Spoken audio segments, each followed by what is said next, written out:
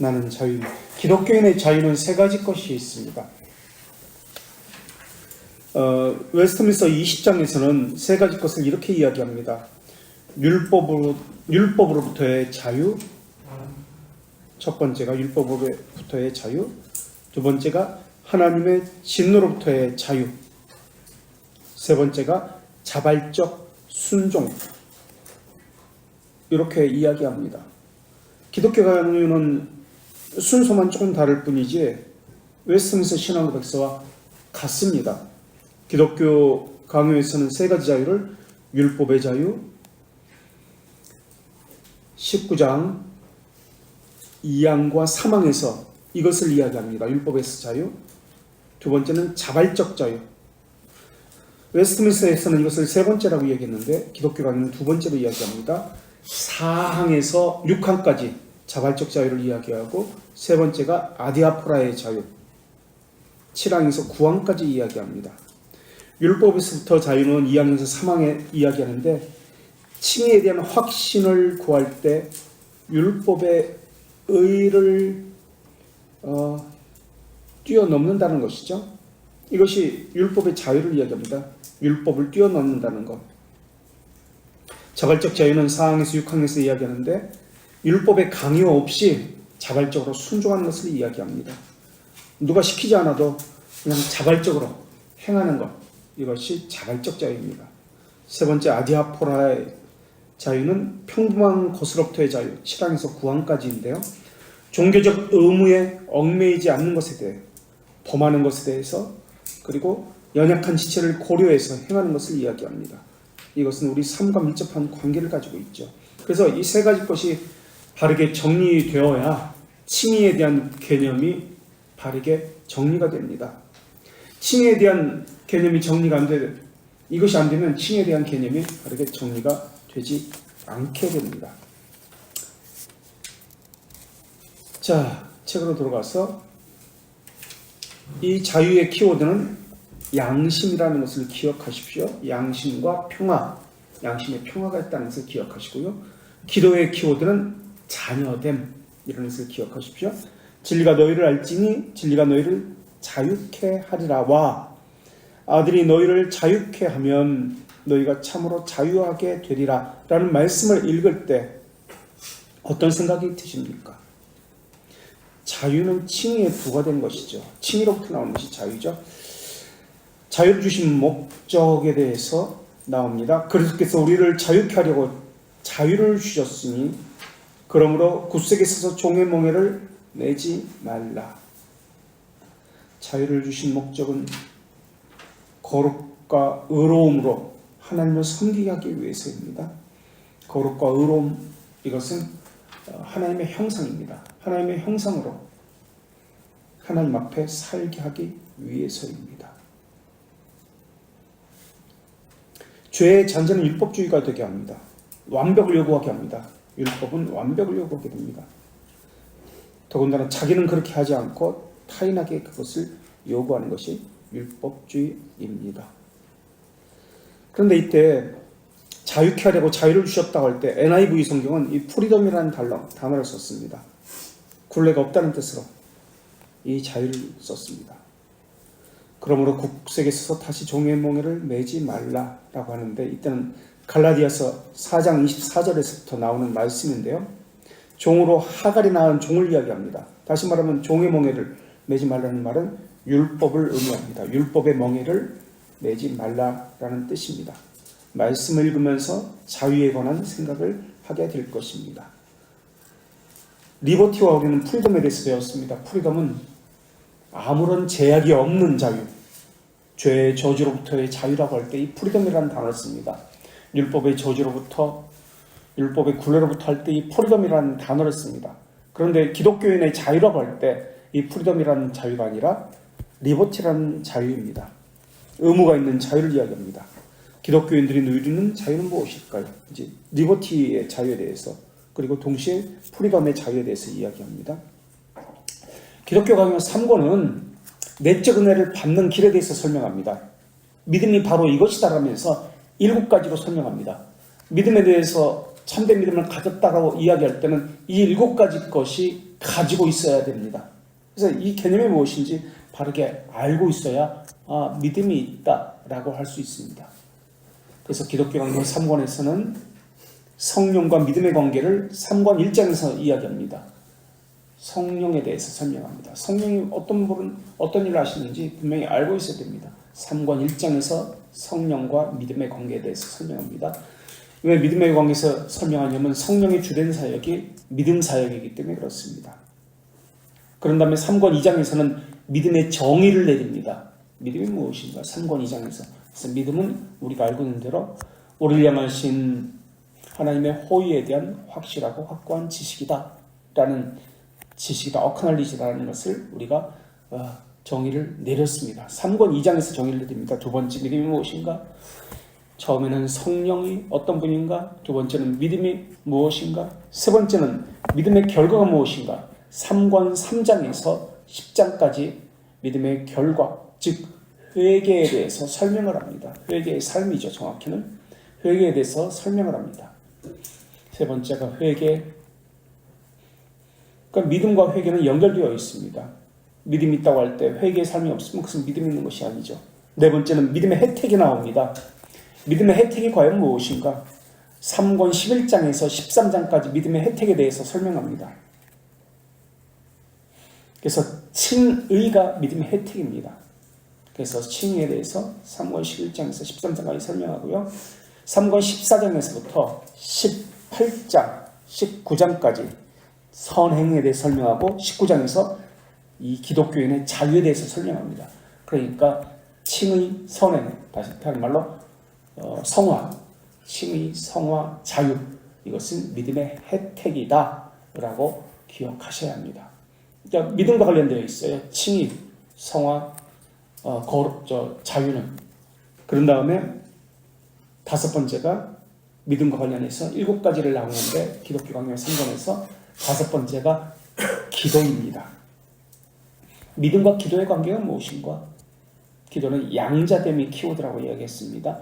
이것이 전제가 되지 않으면, 자녀됨이 전제가 되지 않으면 기도는 아무런 소용이 없습니다. 그래서 3권 20장에서 기도에 대해서 52항이라는 많은 항에 걸쳐서, 항목에 걸쳐서 기도에 대해서 설명합니다. 그 다음 여섯 번째가 예정 또는 선택입니다. 3권 21장에서 24장까지 예정과 선택에 대해서 설명합니다. 그 다음에 마지막으로 일곱 번째, 믿음과 관련해서 이 7가지를 알아야 되는데 3권 25장에서 부활에 대해서 설명합니다. 그래서 믿음을 설명할 때는 이 7가지를 가지고 봐야 합니다. 그래서 이것에 대한 바른 개념을 가지고 있어야 참된 믿음이 있구나 라는 것을 알 수 있습니다. 참된 믿음이 있어야 참된 신앙이 나옵니다. 바른 신앙이 나옵니다. 그러니까 이 7가지 개념이 정립되기 전에는 바른 신앙이 나올 수가 없습니다. 믿음이 어떻게 시작합니까? 성령께서 시작합니다. 믿음의 시작이 나와야 되고요. 믿음의 발전이 나와야 됩니다. 믿음은 어떻게 발전합니까? 믿음은 어떤 결과를 낳습니까? 이런 개념들이 정립이 되어야 믿음에 대한 바른 개념을 가지고요. 그리고 바른 신앙에서, 참된 신앙에서, 바른 믿음에서 참된 또는 바른 신앙이 나오는 겁니다. 이때 이러한 통칭을 은혜라고 이야기합니다. 그리고 믿음은 어디에 보관되어 있다고 그랬죠? 양심에 보관되어 있습니다. 청결한 양심에 보관되어 있습니다. 청결한 양심 안에 보관되어 있는 것이 믿음이고요. 믿음의 핵심은 칭의, 다른 말로 죄들의 용서입니다.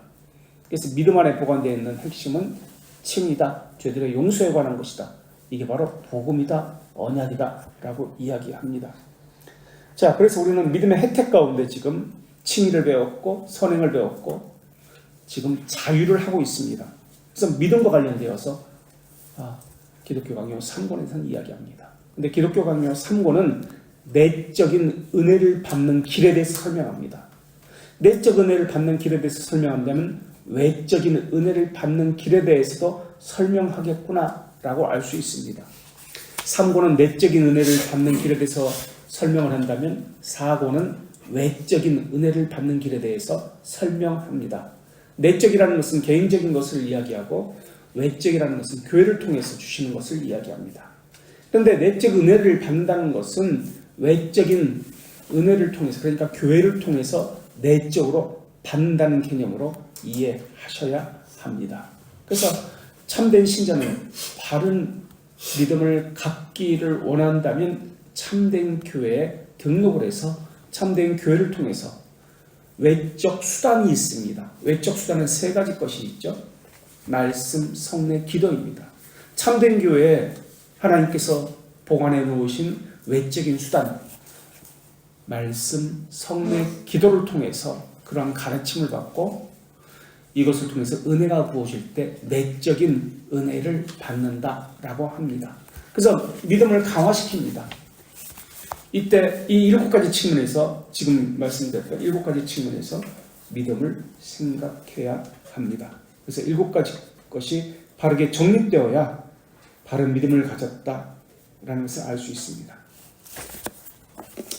자, 계속해서 예수님은 그분의 말씀을 듣고 믿는 사람들이 있음을 보고 너희가 내 말에 거하면 참으로 내 제자가 되고 진리를 알지니 진리가 너희를 자유롭게 하리라라고 말씀하셨습니다. 이것은 율법의 의를 버리라는 말입니다. 다시 말하면 하나님의 자비함을 의지하라는 말입니다. 그리고 여기서 자유라는 말은 자발적이라는 의미입니다. 또 이 말은 하나님 앞에서, 하나님의 자비 앞에서 우리 행위를 내려놓게 하신다라는 의미가 진리가 너희를 자유케 하리라라는 말씀입니다. 구원에 이르는 믿음에는 세 가지 요소가 들어 있습니다. 구원에 이르는 믿음에는 세 가지 요소가 들어 있는데요. 하나는 지적 요소입니다. 노티티아라고 합니다. 노티티아, 지적 요소. 또 하나는 동의, 아센수수라고 합니다. 아센수수, 동의. 믿음의 세 가지 요소는 지적 요소가 있고요. 두 번째는 아센수수, 동의가 있고요. 세 번째는 신뢰가 있습니다. 피두키아라고 합니다. 신뢰. 지적 요소, 노티키아, 아센수수, 동의, 피두키아, 신뢰. 지성적으로 생각하는 어떤 지성이라는 것은 어떤 내용을 포함한다는 뜻입니다. 맹목적이 아닙니다. 맹목적, 무지, 이것은 믿음이 아닙니다. 거짓된 지식이 아닙니다. 믿음은 참된 지식입니다. 그러니까 믿음은 지식이기 때문에 우리가 믿는 그 대상이 어떤 분인지 바르게 알고 있어야 한다는 일입니다. 그래서 믿음에는 지식적인 내용이 있기 때문에 믿음의 대상과 믿음의 내용에 대해서 알고 있어야 하고 이것에 대한 교리적인 진술을 할 수 있어야 합니다. 이게 믿음의 요소 첫 번째입니다. 지적 요소입니다. 노티티아, 믿음에 대한 내용, 믿음의 대상에 대한 바른 지식, 교리적 진술을 할 수 있어야 합니다. 그리고 두 번째가 아센수, 동의입니다. 바른 믿음의 대상, 믿음의 내용 가지고 있다면, 지식적으로 가지고 있다면 이 소유한 지식이 객관적 사실일 뿐만 아니라 이 지식으로부터 내가 어떤 영향을 받고 있는가라는 것이 확인되어야 합니다. 그래서 이것은 심정적 확신으로서 믿음의 내용을 가지고 있고 교리적 진술을 가지고 있다면 이것을 믿고 있습니다. 이것에 대해서 전적으로 동의합니다. 라는 것이 있어야 합니다. 전적으로 동의합니다. 라는 말의 의미는 이것에 대해서 전적으로 믿고 있기 때문에 열렬해집니다. 라는 뜻이기도 합니다. 그것에 대한 열렬함이 있다라는 개념이 동의, 아센수수입니다. 그리고 세 번째가 피두키아인데 신뢰라는 개념입니다. 사실 세 가지 요소 중에서 지적 요소, 동의, 신뢰, 이 세 가지 믿음의 요소 가운데 가장 중요한 것이 이 신뢰라는 피두키아라는 요소입니다. 이 요소가 없으면 믿음은 그저 지성적 요소에 불과합니다. 난리지에 불과해요. 마귀도 하나님을 믿는다고 할 때 그 믿는다는 개념이 바로 이런 요소입니다. 성경에서 말하는 믿음은 지식에 그치는 것이 아니라 이 신뢰를 이야기합니다. 믿고 그렇게 믿은 대로 사는 것, 이것을 신앙이라고 이야기합니다. 믿는 대로 사는 것. 지금 피두키아가 이것을 이야기합니다. 믿은 대로 사는 것. 그래서 믿음의 세 가지 요소가 모두 있을 때 이것을 바른 믿음이다 라고 이야기합니다. 일부 유대인들은 순간적으로 감동을 받아서 주님의 말씀을 믿었습니다. 이게 지적인 요소가 없습니다. 감정적인 요소만 있습니다. 이들은 맹목적 믿음과 같은 믿음의 준비 단계라고 할 수 있습니다. 준비 단계라는 것은 믿음의 준비 단계는 믿음이 아니라는 뜻입니다.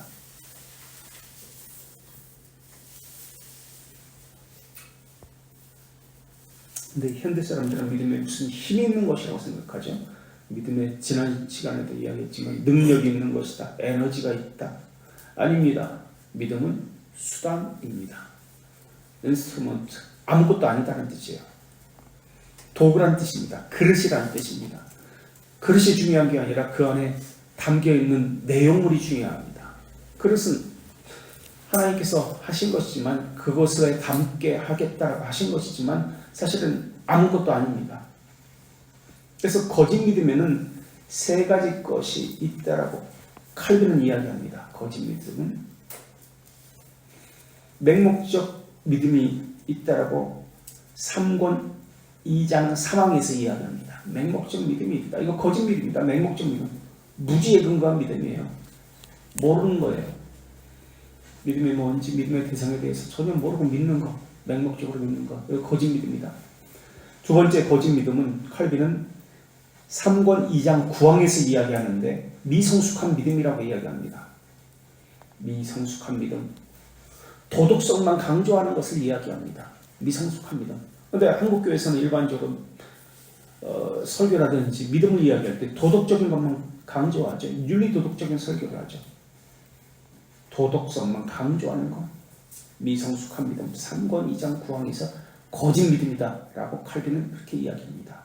세 번째 거짓 믿음에 대해서 이야기하는데 유사한 믿음이라고 이야기합니다.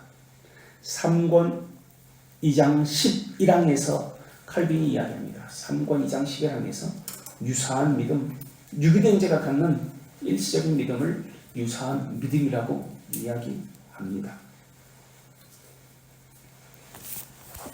또 이것 말고 거짓 믿음에는 우리가 이미 언젠가 배웠는데 이렇게 구분하는 것 말고 세 가지 믿음을 또 이야기합니다. 일반적으로 역사신앙, 현세신앙, 기적신앙, 이 세 가지 것을 거짓 믿음이라고 이야기합니다. 역사신앙이라는 것은 역사적 사실을 그저 믿는 겁니다. 혹시 우리도 이러한 신앙을 가지고 있지는 않는지 살펴야 합니다. 칼빈이 이야기했으니까, 학교에서 그렇게 가르쳤으니까, 신학 서적에서 그렇게 말하고 있으니까, 어떤 책에서 어떤 목사가 그렇게 말했으니까 믿는 것. 역사적 신앙, 히스토릭 페이스라고 이야기합니다. 역사적 신앙, 히스토릭 페이스, 역사 신앙, 히스토리컬 페이스라고 합니다. 승인한다는 것인데 그 사람들이 들어와서 그를 구원할 능력으로 역사한다고 생각합니다. 생활의 경험과 같은 것, 믿음의 고백의 증거는 전혀 없는 것을 이야기할 때 역사 신앙이라고 이야기합니다.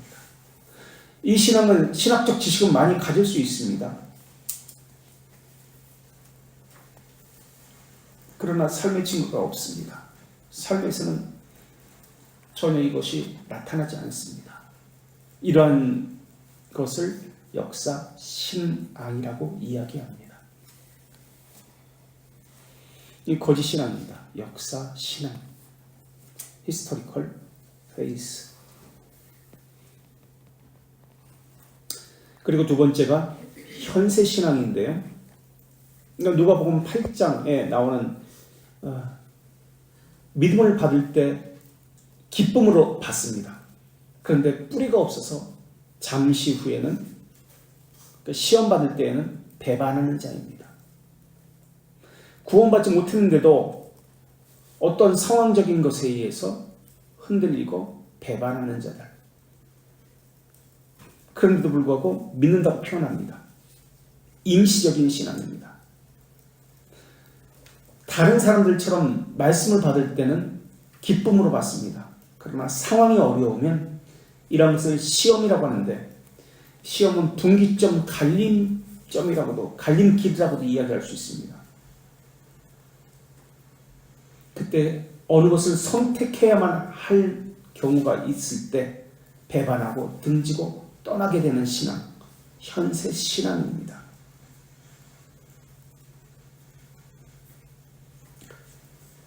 이러한 것은 거짓 믿음입니다.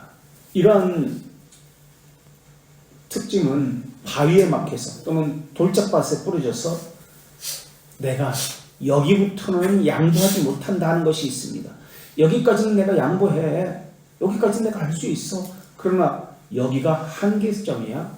더 이상은 양보하지 못해. 라고 하는 꼭 붙는 거 있습니다. 이게 현세 신앙입니다. 더 이상 나는 열어놓지 않아. 여기까지만 내가 열어놓겠어. 하나를 줄 테니까 여기서 만족해. 라고 하는 신앙입니다. 어떤 부분은 받아들이고 어떤 부분은 받아들이지 않는 신앙. 현세 신앙입니다. 생명의 공급이 없기 때문에 이들은 여기까지만이라고 이야기합니다. 종교적 열광은 있을 수 있습니다. 그러나 한결같이 변하지 않습니다. 거기까지만입니다. 사람마다 각기 어떤 한계점이 다릅니다. 어떤 가정의 문제, 자녀의 문제, 물질의 문제, 아니면 환난과 같은 것, 어떤 것이 있습니다. 명예와 같은 것도 있고 자기 자존심도 있을 수 있습니다. 거기 문제를 건드리면 나는 언제든지 떠나간다. 이렇게 되는 것이 현세 신앙입니다. 그래서 무지라는 말은 어떤 상황이 되면 변한다는 뜻입니다. 이게 두 번째 거짓 신앙인 현세 신앙입니다. 세 번째 신앙은, 거짓 신앙은 기적 신앙이 있습니다. 기적 신앙. 믿음 때문에 믿음을 대가로 구원받는다는 말이 아닌데도 이들은 그렇게 생각합니다. 그러니까 어떤 현상이 있을 때 이것을 가지고 믿음이라고 이야기합니다.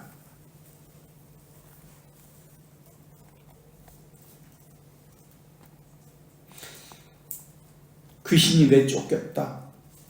병이 치유됐다. 내가 주님의 이름으로 이런 일을 했습니다. 라고 하는 그러한 거짓 선지자들처럼 내가 귀신도 내쫓았고 주님의 이름으로 병도 고쳤습니다. 라고 했던 것처럼. 그런데 하나님은, 예수님은 나는 너희를 도무지 모른다라고 하셨습니다. 안다라는 것은 너희의 이름을 안다, 너희의 형편을 안다, 그런 개념이 아닙니다. 인격적으로 안다는 개념입니다. 예수님이 모른다는 것은 너희를 모른다는 그런 개념이 아니라 너희들과 관계가 되어 있지 않다는 개념입니다. 그래서 합리적 또는 기적적인 초자연적인 것을 가지고 신앙이다라고 이야기하는 사람들을 기적신앙이다라고 합니다. 이런 것은 믿음이 아닙니다. 기도하면 병 고쳐진다. 그래서 믿었다. 사업에서 실패했는데 사업에 성공했다. 그래서 믿었다. 이런 것은 구원신앙이 아닙니다. 거짓신앙입니다. 그렇다면 구원신앙, 참된 신앙은 무엇인가? 단번에 주신 믿음의 도인데요. 아까도 얘기했지만 세 가지 것이, 믿음의 세 가지 요소가 함께 들어있습니다. 믿음을 근거로 주는 것이 아닙니다. 단번에 하나님께서 주신 것입니다. 단번에 어둠에 있었는데 빛이 훅 들어온 겁니다. 방황, 회의, 무지 가운데 있다가. 그래서 첫 번째 요소는 지식이, 하나님에 대해서 바른 지식이 성령께서 우리 마음에 계시되고 확인된 지식입니다. 그래서 예수 그리스도가 어떤 분인지 알게 됩니다. 내게 어떤 일을 행하셨는지 알게 됩니다. 장차 우리에게 무엇을 행하시고 무엇을 주실지 알게 되는 겁니다. 그리고 믿음의 두 번째 요소 승인, 그 지식에 기쁘게 동의하는 것입니다. 신적인 언어, 신적인 이러한 의지를 우리가 수용하고 승인하게 되는 것이 두 번째 요소 승인입니다. 세 번째 요소 신뢰의 삶을 사는 겁니다. 그래서 지식은 승인으로, 승인은 신뢰로 이렇게 삶으로 나타나는 것이 믿음의 요소입니다. 그래서 믿음의 의지적인 요소는 예수 그리스도를 영접하고, 첫 번째 예수 그리스도를 우러러보고 예수 그리스도 앞에 나오고, 세 번째, 네 번째 예수 그리스도를 먹고 마시고 믿음과 행위, 사랑의 순종의 관계로 이러한 것이 나타나는 것, 이게 믿음의 의지적인 요소입니다. 자, 이런 것이 참된 믿음인데요, 또는 거짓된 믿음인데요, 이것은 믿음이 아닙니다. 이 책에서는 준비 단계라고 하는데, 준비 단계라는 말은 믿음이 아니다라는 뜻입니다. 믿음 준비론이라는 말들이 있는데 이것은 잘못된 말이고요. 아니다, 믿음은 아니다, 거짓 믿음이다 라는 뜻입니다. 이에 대해서 계속해서 책으로 100페이지로 와서 읽겠습니다. 위에서 6째 줄, 5째 줄. 이에 대해서 그리스도는 말씀에 뿌리를 내리지 않는 거짓 믿음, 끝까지 믿음을 지키기 어렵고 그리스도의 제자가 될 수 없다라고 이야기합니다. 이 믿음의 준비 단계에서 믿음 준비론이라는 말이 유명한 사람이 누구냐면 토마스 후커라는 사람입니다. 토마스 후커. 청교도인데요. 뉴잉글랜드 청교도인데 요한계시록 22장 17절을 설교할 때 예수 그리스도께서 베푸시는 값없는 은혜라는 제목을 가지고 설교를 했습니다. 계시록 22장 17절 설교. 은혜 받기 위해서는 너희들이 먼저 해야 할 것이 있다. 준비해야 할 것이 있다. 그런 개념으로 설명합니다. 그래서 은혜의 준비론, 유명한 말이죠. 그러나 그것은 믿음이 아니다 라고 분명히 말씀드렸습니다. 이에 대해 그리스도는 말씀에 뿌리를 내리지 않으면 끝까지 믿음을 지키기 어렵고 그리스도의 제자가 될 수 없다고 말씀하셨습니다. 자유롭게 하라는 말씀은 사탄, 죄, 죽음의 공포와 유혹으로부터 자유하게 할 것이다 라는 뜻입니다. 죄로부터 자유하게 됐다. 이때 단어는, 영어 단어는, 이때의 자유는 프리덤이에요? 리버티예요? 이때 자유는, 죄로부터의 자유는 프리덤이죠. 프리덤. 리버티가 아니라 프리덤이죠.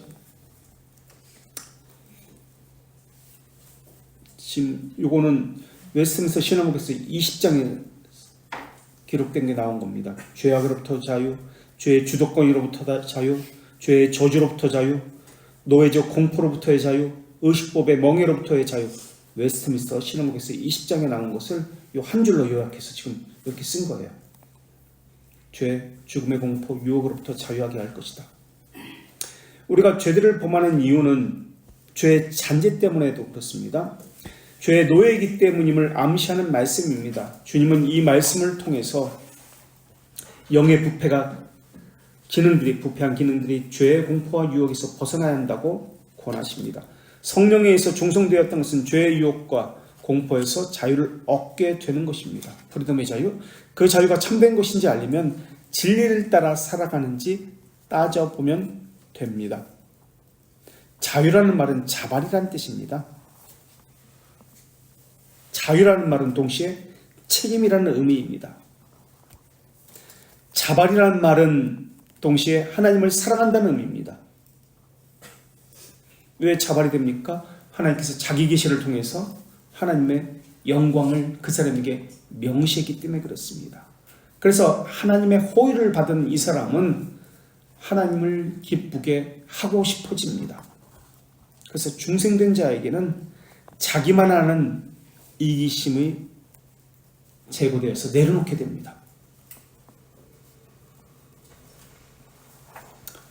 죄의 종이 되지 아니하고 의의 종이 되라는 의미입니다. 율법의 기준에 따르면 아직도 죄의 저주 아래 있습니다. 죄의 저주 아래 아직도 있습니다.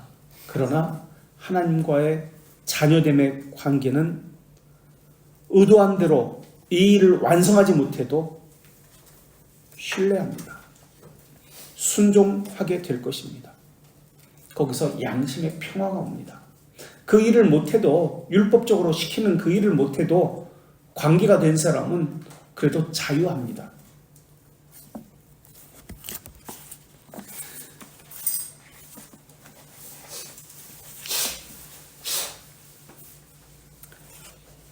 인간의 혼, 영혼의 기능을 지금 여기서 이야기했는데요. 인간의 혼을 영혼이라고 이야기하고요. 동물의 혼을 철학에서 이야기합니다. 각혼이라고 이야기합니다. 각혼. 식물의 영을 생혼이라고 이야기합니다. 이것은 스콜라 철학에서의 영혼에 대한 분류를 이야기합니다. 각혼, 동물의 영혼, 생물의 영혼, 생혼, 사람의 영혼을 영혼이라고 이야기합니다. 각혼은 영혼의 기능을 가지고 있습니다. 생혼의 기능을 가지고 있습니다. 그러니까 동물은 식물의 기능도 가지고 있다라고, 그리고 사람이 가진 영혼은 생혼과 각혼의 기능을 가지고 있습니다.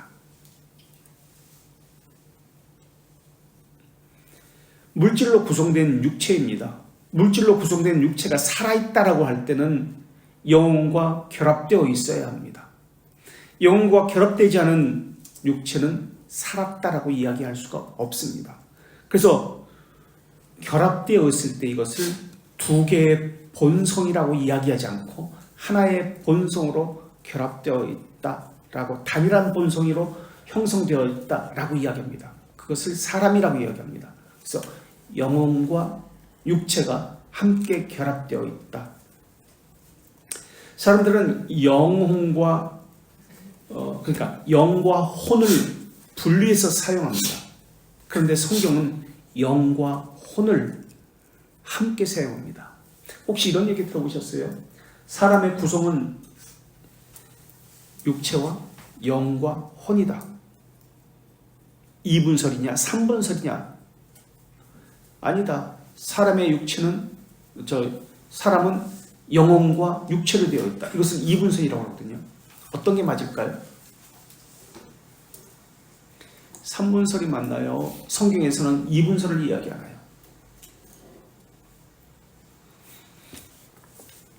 3분설이 맞나요? 2분설이 맞나요? 이단들은 3분설을 이야기합니다. 이 3분설은 철학에 사는 용어입니다. 워치만이 같은 혼의 영혼, 육이라는 이런 책도 있고요. 혼에 사로잡힌 사람인가? 이런 책도 있고요. 생명의 말씀에서 나온 워치만이에요. 이것은 철학적인 용어입니다. 이 2분설이냐 3분설이냐는 논쟁이 있었는데, 이것은 고린도전서 2장 14절과 15절에 육에 속한 사람은 하나님의 성령의 일을 받지 않으니라고 했을 때, 이 말씀인데요. 육에 속한 사람은 성령의 일을 받지 않는다 그럴 때 원문에는 이 육이라는 단어가 혼적인 사람은 이라고 되어 있습니다. 혼적인 사람은. 이걸 가지고 3분설을 이야기하고 있는 거예요. 그러면서 영적인 사람은 하나님의 영을 소유한 사람이고, 혼적인 사람은 자기 본성만 가지고 있는 사람이다 라고 이야기합니다. 그래서 우리말 성경에서는 원어에는 혼적인 사람으로 되어 있는 것을 육적인 사람으로 바꿔서 번역했습니다. 혼란을 줄 수 있기 때문에. 이 3분설은, 영혼 육이라는 3분설은 헬라 철학에서 나온 용어입니다. 성경은 혼, 네페시라고 합니다. 히브리어로. 헬라어로는 푸시케라고 합니다. 영은 루아흐라고 합니다. 루아흐. 헬라어로는 푸뉴마라고 합니다. 이 혼과 영을 섞어서 사용합니다. 우리는 동물은 혼을 가지고 있고 사람은 영을 가지고 있다고 생각하는데 그렇지 않습니다. 혼보다 더 높은 것이 영이라고 생각하는데 그렇지 않습니다. 이건 철학적인 용어입니다. 헬라 철학의 용어입니다. 성경은 루아흐, 영이라는 이 단어를 동물에게도 적용해서 사용합니다. 전도서 3장 21절과 계시록 16장 3절에 보면은 동물에게도 영이 있다, 루아흐가 있다라고 그렇게 이야기합니다. 혼이라는 단어, 푸시케라는 단어도 동물에게만 있는 것이 철학에서는 혼인데 푸시케를 하나님이 가지고 있다라고 성경에서는 그렇게 사용합니다. 이사야 42장 1절에 보면은 이 푸시케라는 단어, 혼이라는 단어가 나옵니다. 내가 택한 사람을 보라.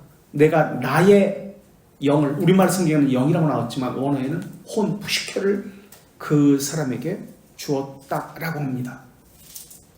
마태복음 10장 28절에서도 몸은 죽여도 영혼을 능히 죽이지 못하는 자들을 두려워하지 말라라고 할 때 이 푸시케라는 단어를 씁니다. 사람에게도 푸시케, 혼이라는 단어를 썼습니다. 고린도 전서 5장 3절에서도 육신은 멸하고 영은 주 예수 그리스도의 날에 구원을 받게 하려 함이라 라고 할 때도 마찬가지입니다. 성경은 이렇게 영과 혼을 혼합해서 사람에도 쓰고 동물에게도 영이라는 개념을 쓰고 하나님에게도 혼이라는 개념을 쓰고 있습니다. 그래서 영혼이라고 이야기합니다. 그래서 여기서 혼합해서 쓰기 때문에 3분설이 아니라 우리는 2분설이라고 영혼과 육체다라고 그렇게 이해하시고 있으면 됩니다. 그래서 일반적으로 혼은 사람의 행위를 주관하는 주체라고 생각하고요. 사람의 행위를 주관하는 주체라고 생각하고 영은 몸을 통제하는 생명과 행동의 원리라고 이야기할 때 영이라고 이야기합니다. 어쨌든 성경은 육체와 영혼 이렇게 이야기한다는 것, 두 구성 요소로 이야기한다는 것을 기억하시고요. 자, 계속해서 우리의 부패한 기능들이 이제 영혼과 육체에 대해서 이야기고요.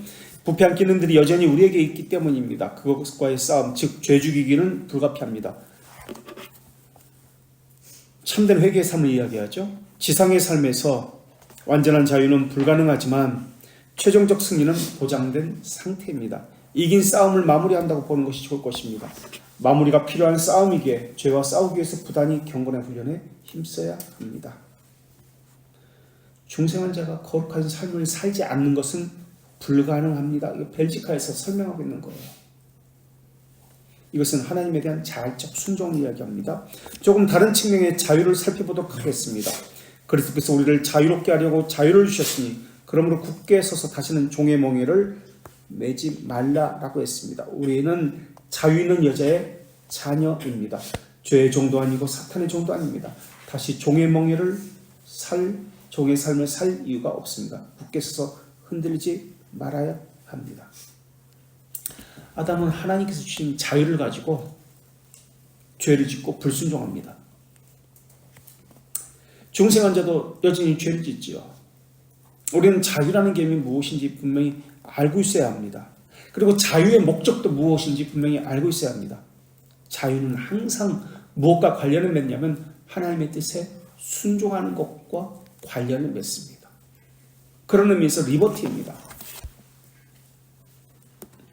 죄로부터의 자유는 프리덤이고 율법으로부터의 자유는 죄의 정죄로부터의 자유는 프리덤이지만은 그러나 우리 기독교인의 자유는 프리덤과 함께 리버티의 자유가 있습니다.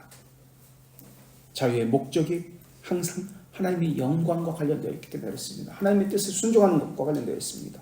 그래서 우리는 왕같은 제사장이라고 이야기합니다. 왕이라는 것은 죄를 다스리고 정복하는 것을 이야기합니다. 죄를 다스리는 자들. 제사장은 거룩함으로 구별된 자들을 이야기합니다. 죄를 다스리고 죄를 정복하고 거룩함으로 자신을 살피고 무장하는 자들이 바로 신약의 그리스도인들입니다. 아디아포라 이야기하면서 바울은 고린도전서 8장 이야기를 합니다. 우상의 제물의 이야기를 합니다. 그래서 하나님이 한 분이다. 모든 것을 지으신 주인이 하나님이시다. 그렇기 때문에 우상에 바쳐진 제물을 포함해서 무엇을 먹어도 상관이 없다라고 생각하는 사람이 있습니다. 그러나 연약한 믿음을 가진 사람들은 이런 지식이 없기 때문에 그들을 배려해서, 그것은 자유이지만, 아디아포라이지만은 내 자유를 내려놓는 자발적인 순종이 필요합니다라고 고린도전서에서 바울은 우상의 제물과 관련해서 이야기합니다. 그래서 8장 고린도전서 9절 11절 사이에서 이렇게 이야기합니다. 너희의 자유가 믿음이 약한 자들에게 걸려 넘어지게 하는 것이 되지 않도록 조심하라. 이게 자유입니다.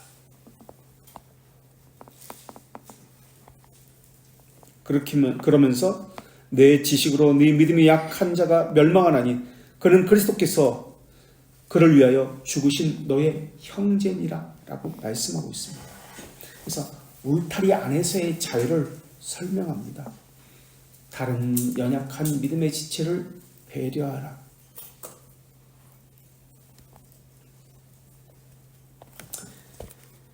계속해서 보겠습니다.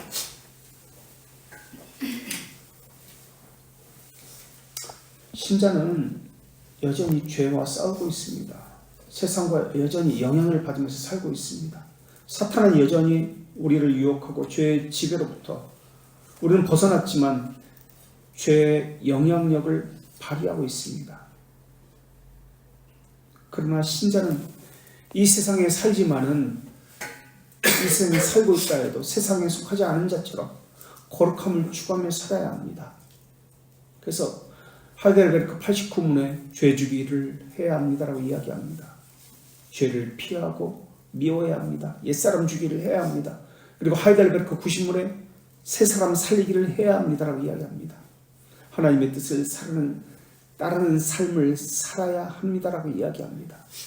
그래서 신자는 이 땅에 살면서 여러 가지로 고통을 받습니다. 죄의 고통에서, 악의 정죄에서, 물론 악의 정죄에서는 벗어났지만 그 죄와의 싸움은 여전히 있습니다. 그리고 그들의 삶의 목표는 보다 나은 선을 행하기 위해서 사는 것입니다.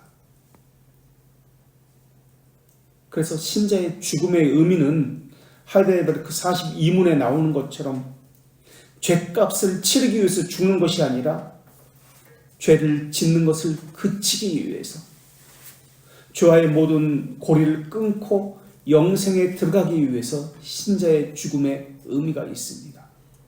죄값을 치르기 위해서 죽는 것이 아닙니다. 죄와의 싸움에, 죄와의 모든 고리를 끊기 위해서, 그래서 영생에 들어가기 위해서 신자의 죽음이 있는 겁니다. 그래서 죽음이라는 것은 영생으로 가는 통로의 하나일 뿐입니다.